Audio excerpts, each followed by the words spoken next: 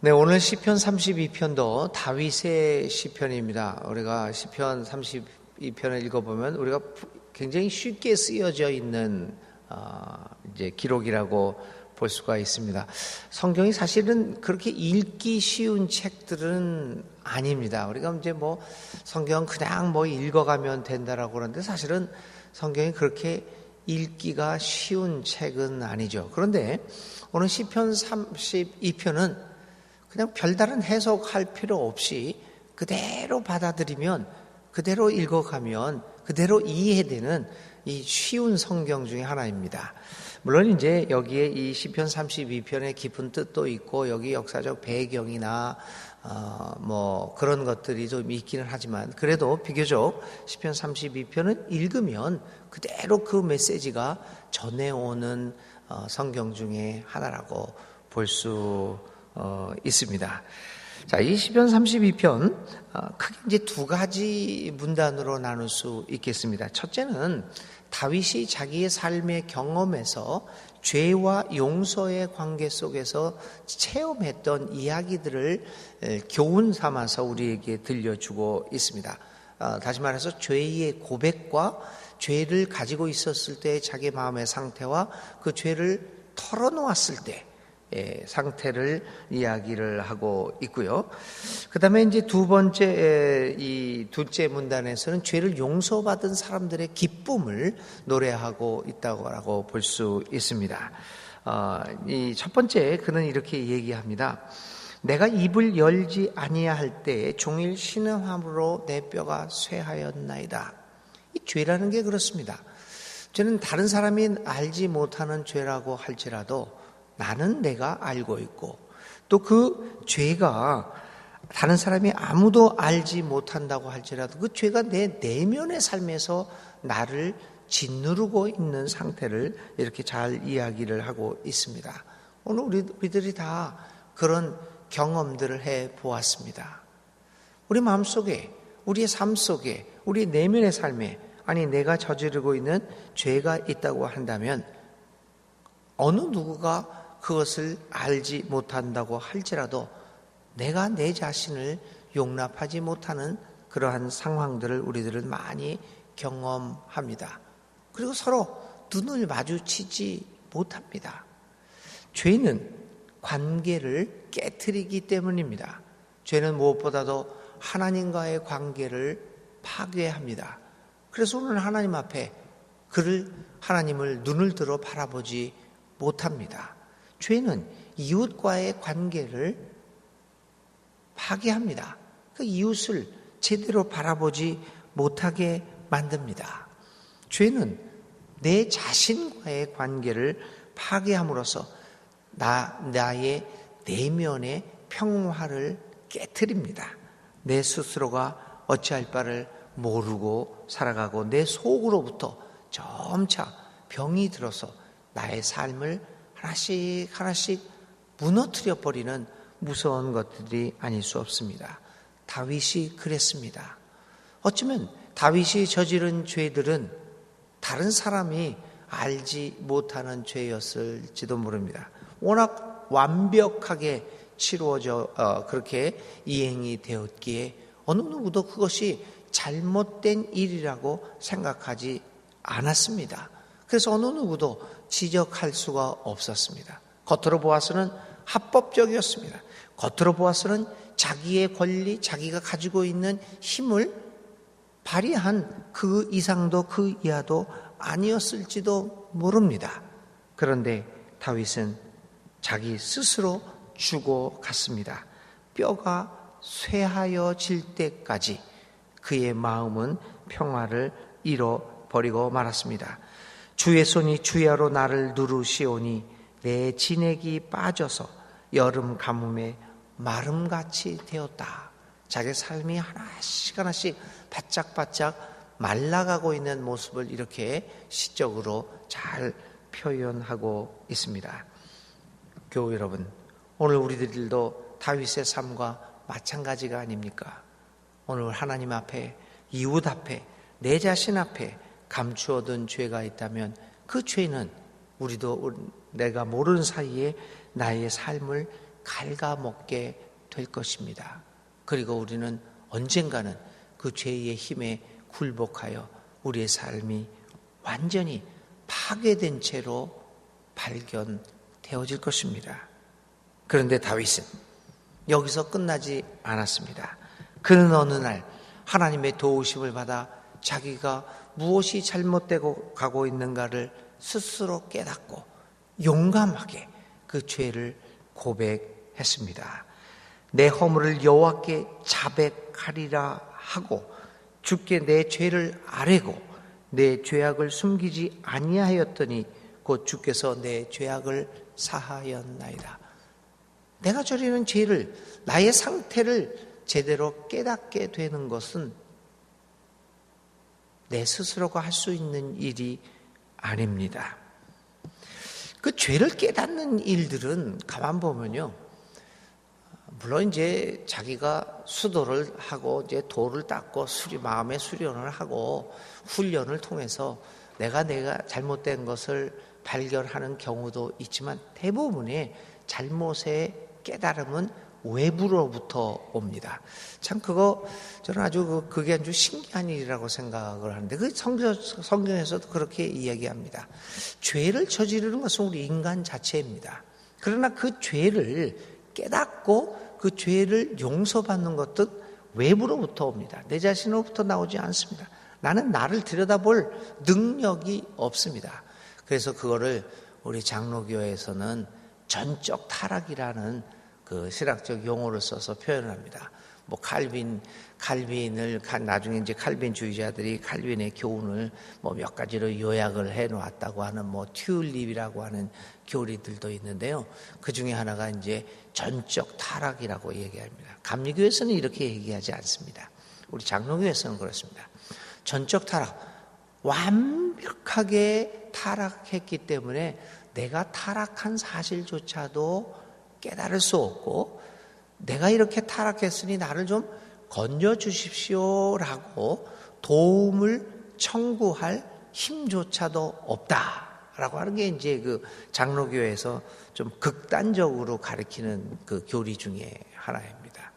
죄는 내가 저지르지만 죄를 깨닫는 것과 그 죄를 용서하는 것은 하나님의 은혜입니다. 그래서 우리는 하나님 앞에 기도할 수밖에 없습니다. 하나님, 내가 내 스스로를 볼 수 없으니 주님의 능력으로 나를 보게 하옵소서. 그래서 주님이 우리의 마음을 움직여서 주님의 성령을 받아 우리 자신을 보게 될 때 우리는 비로소 고백을 하게 됩니다. 그렇게 고백을 하니 얼마나 편안합니까? 고백을 하니 하나님께서 다윗을 용서해 주셨습니다. 내 허물을 여호와께 아뢰고 내 죄악을 숨기지 아니하였더니 주께서 내 죄악을 사하셨나이다. 하나님 아버지께 오늘 이 아침에 기도하는 것, 주님 나에게 성령으로 충만히 채워주셔서 나로 하여금 나의 삶이 어떤 삶을 살아가고 있는가, 어디를 향해서 내가 걸어가고 있는가를 살펴보게 하옵소서.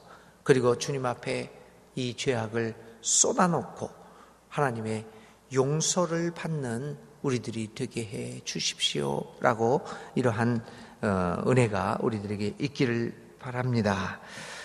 그렇게 됐을 때 이제 8절 이하에 이제 이 시인은 이야기 하나님의 말씀을 듣습니다. 이렇게 고백을 하고 죄의 용서를 받으니까 하나님이 얘기합니다. 내가 내 갈 길을 가르쳐 보이고 너를 주목하여 훈계하리라. 그렇게 죄를 깨닫고 죄를 사함을 받으니까 하나님과의 관계가 회복됩니다. 회복되면 주께서 우리의 갈 길을 보여주시고 우리를 주목하여 우리에게 날마다 주님의 말씀을 주십니다. 우리를 훈계하여 주십니다. 우리를 가르쳐 주셔서 우리로 하여금 올바른 길을 가게 만들어 주십니다. 요즘 우리는 그 운전을 할 때 갈 길을 알지 못합니다. 옛날에는 뭐 이렇게 지도를 보면서 또 짐작으로 가기도 했지만 요즘은 하도 기계가 발달되어서 이 내비게이션이라는 걸 통해서 길을 이렇게 인도받기 때문에 이제 갈 길을 잘 모르고 있습니다. 그래서 이 내비게이션을 키지 않으면은 제대로 판단하여 길을 가지 못하게 됩니다. 그런데 문제는요, 저는 늘 이 내비게이션을 키면서 나가면서 늘 느끼는 게 뭐냐면은, 내비게이션이 좋기는 좋습니다. 그래서 언제든지 내가 갈 길을 잃어버리지 않겠다라고 해서 안심은 되는데, 한 가지 안타까운 건 뭐냐면요, 이게 대화를 할 수가 없으니까 맨날 나는 이쪽 길로 가야 되는데 얘는 꼭 이 길만 가르쳐 줍니다. 그래서 이게 참 먹통이다. 이 봉화터널을 빠져나갈 때 저는 저기 성동 로타리로 똑바로 가서 가는데, 얘네들은요 꼭 나가자마자 이쪽으로 해서 그 좁은 조금 나가다 중앙로로 왼쪽으로 또 틀어서 이 봉화터널로 나가게 해요. 왜 이렇게 대화가 안 되는지.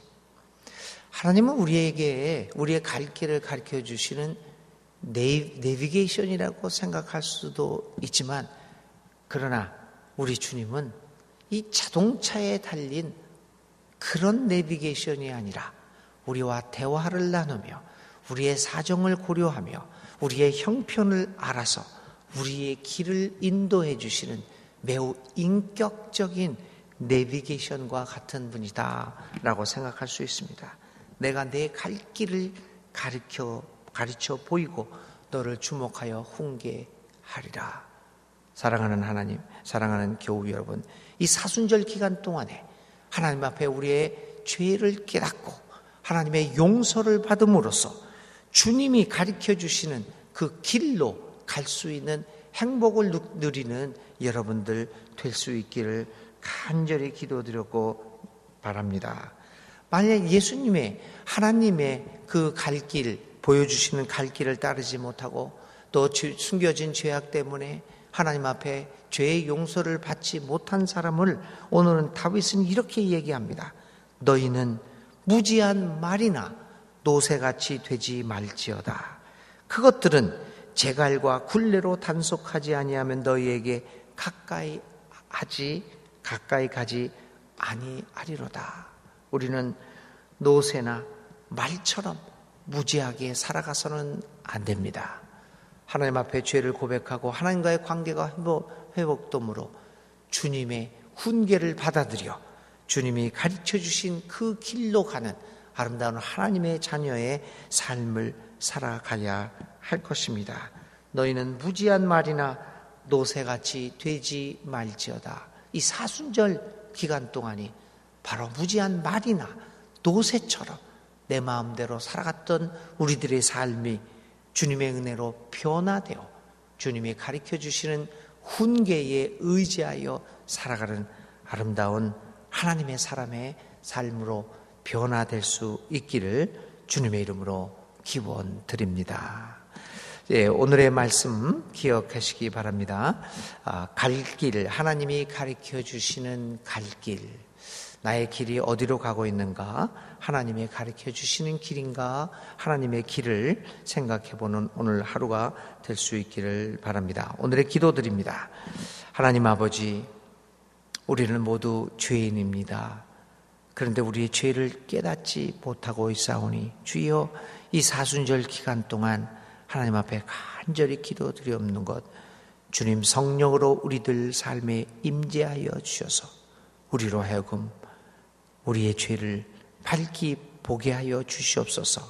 그리고 주님 앞에 고백하여 하나님의 용서를 받고 주님이 가르쳐 주시는 그 길로 갈 수 있는 아름다운 삶을 살아가는 우리들이 되게 하여 주옵소서. 금년도 사순절이 진정 우리가 영적으로 회복하고 하나님의 사람으로 살아갈 수 있는 귀한 영적 성장이 있는 아름다운 기간이 될 수 있도록 우리에게 복내려 주시옵소서. 감사하며 예수님의 이름으로 간절히 기도드립니다. 아멘. 오늘의 실천입니다. 오늘의 실천은 내가 가고 있는 길과 하나님이 가르쳐 주신 길들, 나의 길과 하나님의 길을 한번 비교해 보면서 하나님 앞에 기도문을 작성해 보시기 바랍니다. 주님 가르쳐 주신 기도드립니다. 하늘에 계신 우리 아버지, 아버지의 이름을 거룩하게 하시며 아버지의 나라가 오게 하시며 아버지의 뜻이 하늘에서와 같이 땅에서도 이루어지게 하소서. 오늘 우리에게 일용할 양식을 주시고 우리가 우리에게 잘못한 사람을 용서하여 준 것 같이 우리 죄를 용서하여 주시고 우리를 시험에 빠지지 않게 하시고 악에서 구하소서. 나라와 권능과 영광이 영원히 아버지의 것입니다. 아멘.